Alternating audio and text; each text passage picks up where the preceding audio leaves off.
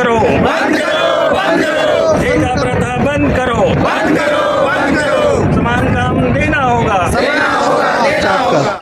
जी, इसकी आवश्यकता वादाखिलाफी नहीं चलेगी।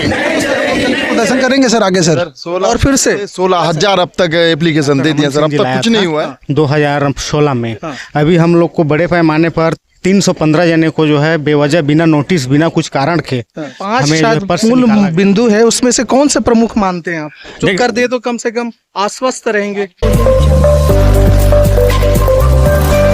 सामने में पूरे फोर्स लगे हुए हैं, बैरिकेड है और बिल्कुल मोटी रस्सी बंधी हुई है, और इस तरफ पुलिस प्रशासन के लोग हैं और तमाम छत्तीसगढ़ के वो कर्मचारी संघ है जो अनियमित है। और असल बात कहें ना तो सरकार की सारी जितनी योजनाएं हैं उन्हें जमीन तक पहुंचाने का जो काम है ना वो इन्हीं के जरिए होता है। गोपाल जी, जंगी प्रदर्शन रहा आपका, जी, इसकी आवश्यकता क्यों पड़ी है और कारण क्या है कि बार बार आप प्रदर्शन करने पे उतर आते हैं? देखिए, सरकार की इच्छा शक्ति नहीं है कि प्रदेश के अनियमित कर्मचारियों को नियमितीकरण करने के लिए, इसलिए कि हम एक कर्मचारी होते हैं, उनके पास तीन रास्ता होता है, आवेदन, निवेदन, आंदोलन। यदि हमारे आवेदन निवेदन पर सरकार से यदि संज्ञान नहीं लेता है तब हमको आंदोलन में उतरना पड़ता है। हमने आज जंगी प्रदर्शन का आयोजन रखा था और हमने मुख्यमंत्री निवास घेराव के लिए निकला हुआ है और इसके माध्यम से हम अपनी बात को सरकार के समक्ष रखना चाहते हैं।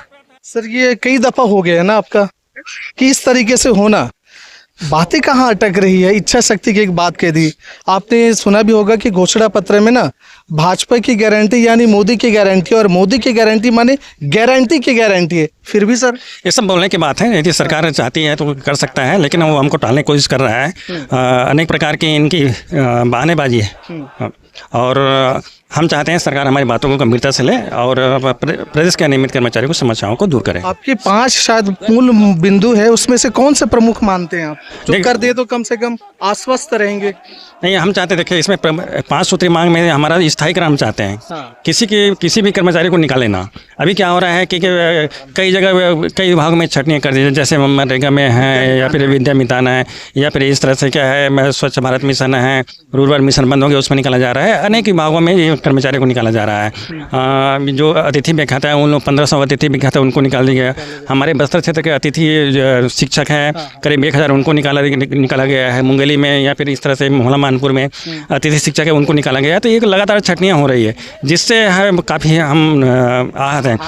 हम ये चाहते हैं कि कम से कम स्थायीकरण तो दे सरकार, किसी भी क्या है कर्मचारी की नौकरी को ना छीने, ये हमारा। जी जी, तो आप देख रहे हैं, हम चाहेंगे, हमारे साथ कैमरामैन है, थोड़े से कुछ लोग और हैं, महिलाएं भी आई हुई हैं। हाँ, आप भी विद्या मितान से क्या कहना चाहते हैं? देखिए सर, विद्या मितान जो है डॉक्टर रमन सिंह जी लाया था 2016 में।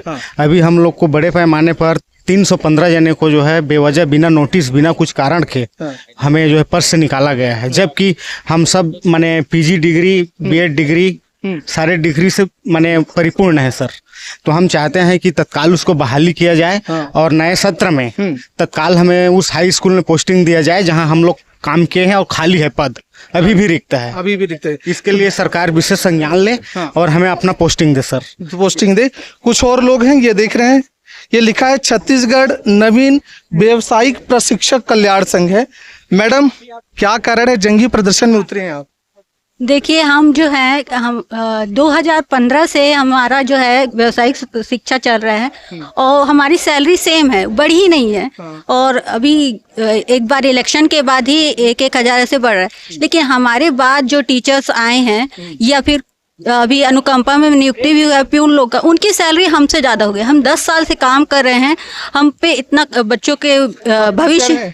व्यवसायिक प्रशिक्षक। क्या काम रहता है मूल आपका? हमारा जो काम रहता है वो व्यवसाय से संबंधित जो सब्जेक्ट है उनको हम बच्चों को पढ़ाते हैं। ठीक है। अभी सैलरी कम है कुल मिला के? हाँ, सैलरी कम है, ऊपर से हम जो है आउटसोर्सिंग वाले हैं, यानी कि हमको कंपनी के द्वारा नियुक्त किया गया है और हमको जो बाकी टीचर्स को जो फैसिलिटी मिलती है वो हमको नहीं मिलती है। माने काम सेम है आपका, वही मेहनत है। पर ज़्यादा है। उससे ज़्यादा मैं इसलिए है क्योंकि हम उनको गैस लेक्चर कराते हैं, इंडस्ट्रियल विजिट कराते हैं, इंटर्नशिप कराते हैं। यहाँ तक कि बच्चे जो 12 के बाद निकलते हैं तो उनका प्लेसमेंट के लिए भी हमको बोला जाता है। अब इतना सब काम करने के बाद आपकी सैलरी भी 20,000 है, तो ये कैसे चलेगा? ऊपर से वो सैलरी बढ़ नहीं रही है। आप क्या कहना चाह रहे हैं आज? सर हम लोग जैसे कि मैडम ने बताया 2014 से हम लोग व्यावसायिक शिक्षा में जुड़े हुए हैं और यहाँ 9वीं से 12वीं तक के बच्चों को 4-4 क्लास पढ़ाते हैं, साथ गेस्ट लेक्चर कराते हैं, इंडस्ट्रियल विजिट कराते हैं। उसके बावजूद भी हम लोगों को सैलरी जो है वही 2014 से चलती आ रही है, 20,000 वही हमको एक मानदेय मिलता है। हम चाहते हैं शासन से कि हमको विभाग में समायोजित किया जाए और हमको हर साल वेतन बढ़ोतरी दिया जाए। आप देख रहे हैं तमाम लोग हैं, अलग अलग हैं जी। कहाँ से आए आप? कुंडा से।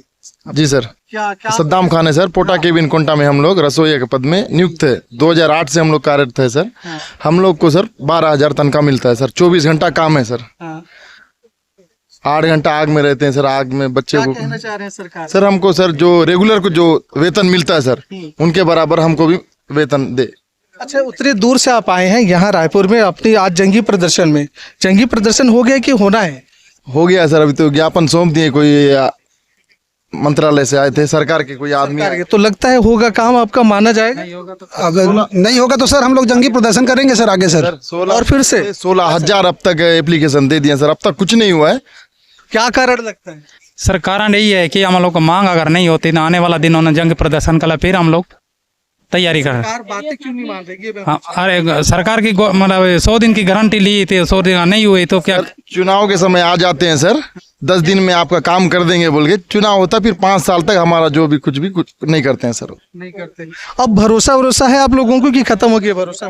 भरोसा है सर अभी भी। ठीक है दर्शकों, ये तमाम हैं, देख रहे हैं इस तरह पुलिस वाले भी हैं। अभी यहाँ SDM साहब आए हुए थे और आला अधिकारी थे, उनको इन्होंने अपनी बातें जो 5 प्रमुख बिंदु थी वो सारी चीज़ें उनको सौंपा गया है और उन्होंने आश्वस्त भी करा गए कि हम अपनी आप लोगों की जो मांगे हैं, जो बातें हैं वो निश्चित तौर पे सरकार तक पहुंचाएंगे।